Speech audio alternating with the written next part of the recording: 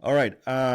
Cool. Let's go to the Sunday game. Big derby. Bremen against Hamburg. Werder Bremen against St. Pauli. St. Pauli, of course, Hamburg's number one team now.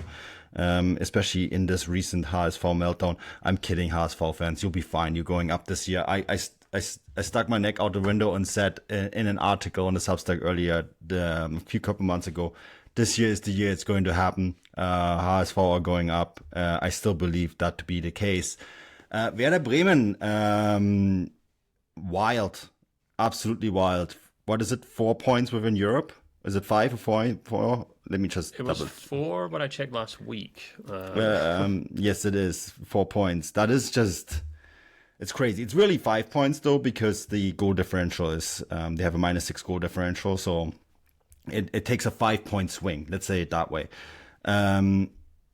Just a crazy story. 4 games, the last 4 games, they won all of them. I've been told to do a quick hit on Oliver Burke for Forbes, so I looked into that a little bit. And when I wrote about him, guess what I found, Stefan? I found an article from 2017 where a certain young up-and-coming journalist from Bonn flew all the way to Leipzig to interview Oliver Burke for the BBC. And I'm like, that's a really great article. We wrote it, and I'm looking, oh, I know the guy. It's Stefan Bienkowski. Yeah, back when I worked for reputable outlets. Yeah, I sat down with him and spoke to him when he first joined Leipzig. He was had such high hopes. The nation of Scotland had such high hopes for him, even though he's from Nottingham, so he's not actually Scottish. But he still counts himself as Scottish. I don't mean it that way. I just mean, he's got an English accent and has always lived in England. But that's fine. He is a lovely guy. I think I can still remember watching the training before that, and he just looked entirely lost. And then obviously Hasenhüttl came out with that really infamous line, which has kind of plagued his career, really, where he said he had an empty hard drive. And I think what he meant by that was that, well, I know what he meant by that. He meant that he just never came through a system where he learned how to counter press properly and how to be a kind of team player. And that's kind of because Burke really kind of kicked off, and he was kind of like this teenage, sensation, really. It came through at Nottingham, and he's never really actually had an opportunity to develop as a kind of normal player. He's played for an incredible amount of clubs, from Alaves to Millwall to Leipzig to West Brom to Celtic to now to Werder Bremen, and now obviously going off to Union Berlin. He's probably, that passport of his has probably got more stamps in it than just about anyone else. And that is not his real passport. That's just his player passport. There we go, fine. Then I'll say his wife then probably who has the normal passport. Shars will have all sorts of stamps on it. But yeah, he's off to Union Berlin, isn't he, Manu? Well, that's the word. Werder Bremen have confirmed that he's going to leave, right? Because he's not going to renew his contract. I think you mentioned his wife is vegan and wanted a different lifestyle. If you're vegetarian or vegan, Berlin is it for you. That's the Swabian alternative food capital of the world. It's I personally think that there's something really interesting here, because I think Oliver Burke is a player that has always fascinated me. He falls into a category at a time when Leipzig signed a few players that ended up being extremely talented, but for one way or another needed a different path to get there, which tells you quite a lot about their ability to really scout these players. I mean, another guy who's really in the news a lot and might end up back in German football is Ademola Lookman, right? Who they signed as well, and just wasn't a great fit. But, ultimately we all know he's extremely talented. And I think Oliver Burke falls into that category too. He's now 28. He's probably playing his most mature football to this date. He broke Werder Bremen's speed record this last match day. He was clocked at 36.72 kilometers an hour. That's really fast. That's really fast. Player. A very fast player. And he just seems a little bit more intelligent on the field. It's always been the decision making that's kind of held him off. I remember when he first match he came on for Leipzig, right? He scored that winner against Dortmund. And it was off who's the other former Leipzig player who ended up in Liverpool and now is Yeah, Kita. He gave the assist at that goal at the time, right? Speaking of really talented players that just didn't work out elsewhere. And, you know, in the last 4 games, he scored 3 goals. You can tell that there is something there. Ole Werner is getting the most out of him as a player. And yet, I can see him going to Union Berlin and really making next step in his career, 28, 29. He's finally showing the maturity that has been maybe lacking in the past. And I kind of was thinking about that what that maybe says about Werder Bremen, because last year they had a similar player who kind of broke through there in Nick Woltemade, right?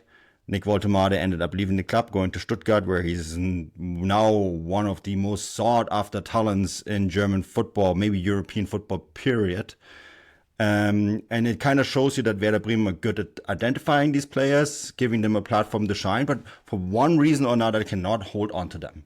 And that is, I think, a big criticism that Oliver Werner has faced, right? That some of the younger players that have gone there, that they maybe weren't able to keep them. There's a few other names that come to mind. Dingshi is one that opted to, when he was on loan at Heidenheim, opted not to go back. You know, he exercised his exit clause and went to Freiburg instead. So this is a player that they also missed out on. So you kind of go through the list of players that have kind of said, okay, well, we don't really want to stay.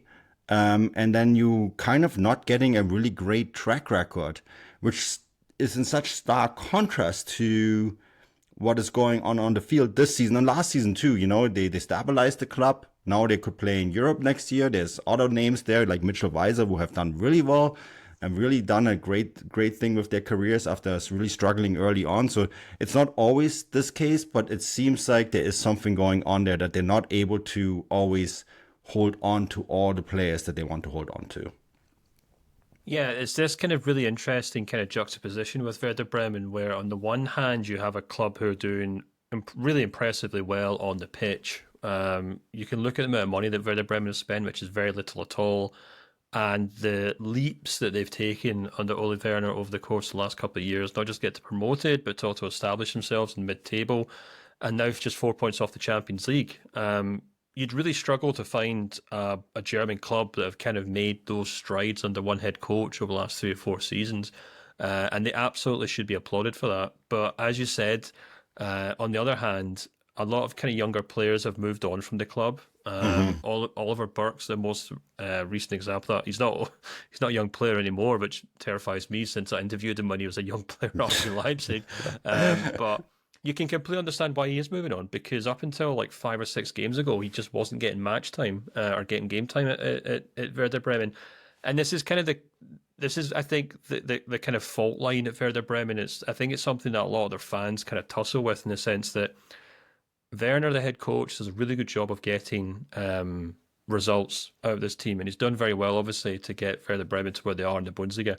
But he has his favourites. He doesn't change much at all. And that means that either a player who's joined the club recently, such as Oliver Burke, just can't really break into the team unless there's some serious injuries, or if you're a young player, Werner just continues to overlook them. And he's quite unorthodox from a Bundesliga point of view in that sense, where he doesn't really feel an obligation to play young players at Werder Bremen. And you can go through that whole team, you know.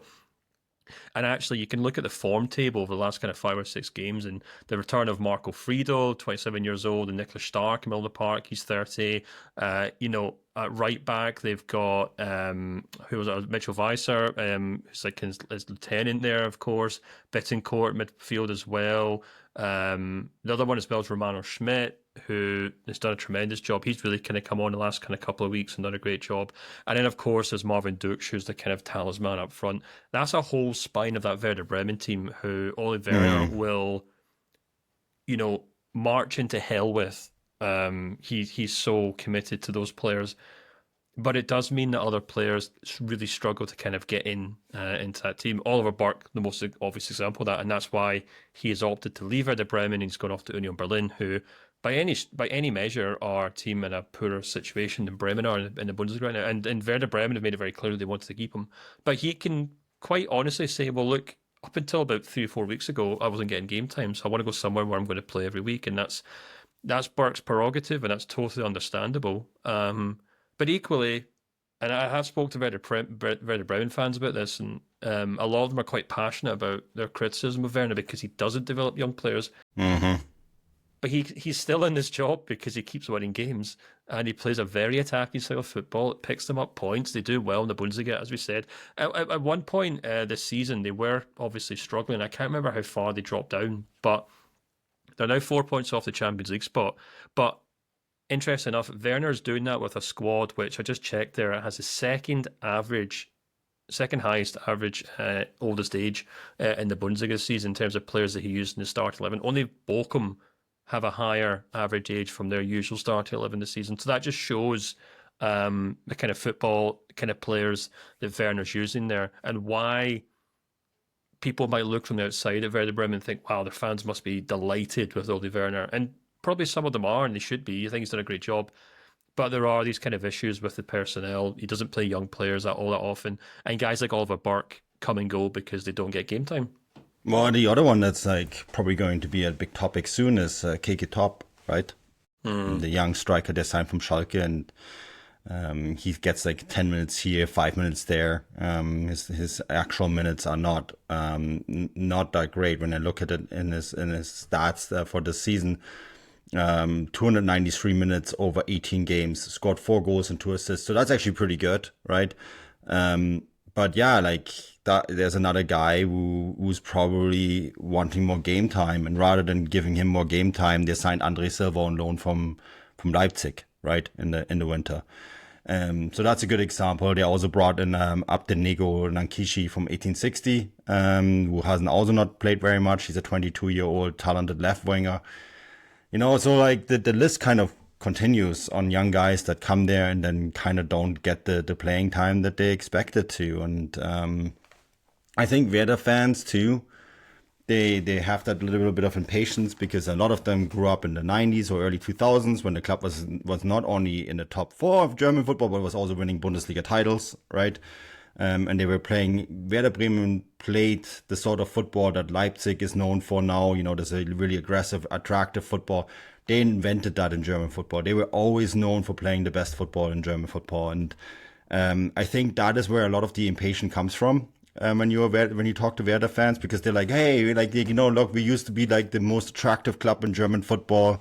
We were like from Bremen, by the way, wonderful town. And the stadium there, and I've mentioned this many times in the show, is one of the most beautiful in German football. Great brass box because you ride almost on level with the field, which is I think something that I personally really like too.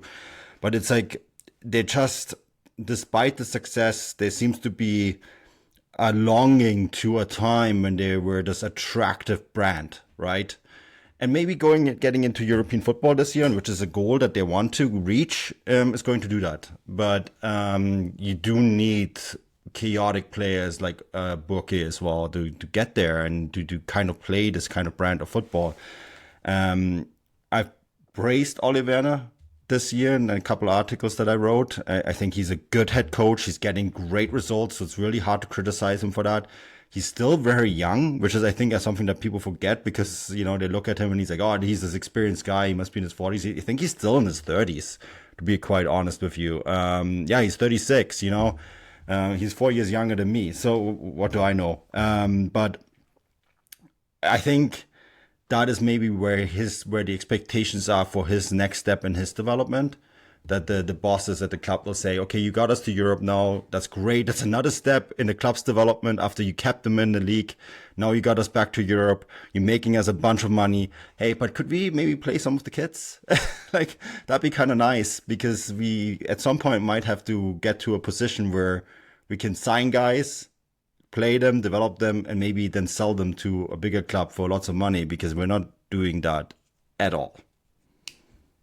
Yeah, that's probably the next step that Bremen have to take. They have to kind of develop that kind of off the field kind of infrastructure to kind of obviously catch up with the likes of, you know, Frankfurt, Leipzig, the Dortmunds of this world and stuff. Even Gladbach to an extent as well with Stuttgart, who've done a great job of that. But yeah, we'll see how well they can do it. The interesting thing about Werder Bremen is they could finish as high as third, but they could also finish as low as 13th.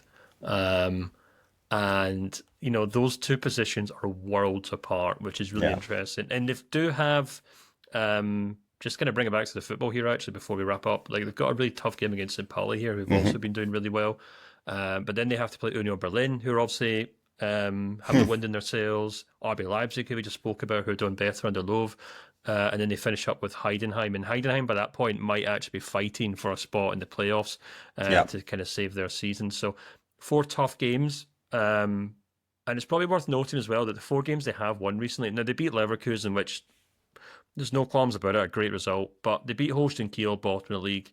Frankfurt, who, as we mentioned, are exhausted. Stuttgart, who've been absolutely dreadful in the second half of the season. And then, of course, they beat Bochum. So I'll be really interested to see how they do at home, where they're not typically very good, against a good St. Pauli side, who we had a lot of praise for last weekend. So these next 4 games, and where they end up finishing, whether it's 3rd or 13th, might decide how much praise Ole Werner ends up getting in the summer.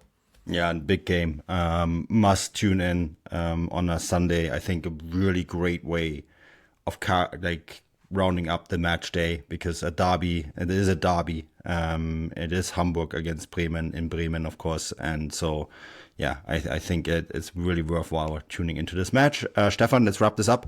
Lots of Substacks on the side. I wrote mine on Elversberg. And then Matt and I did 2 deep dives as well. 1 deep dive. You and I did a deep dive on Leverkusen. Matt and I did a deep dive into all sorts of politics in German football at the moment. So yeah, check that out on the Substack. And then you did a great article on what would have been if Kevin De Bruyne had opted to join Borussia Dortmund back in the day. I thought it was a great read. I got to edit it yesterday, and I thought it was a great read. So absolutely give that a read. And yeah, we'll be back next week. Enjoy the football. Until next time, auf Wiedersehen.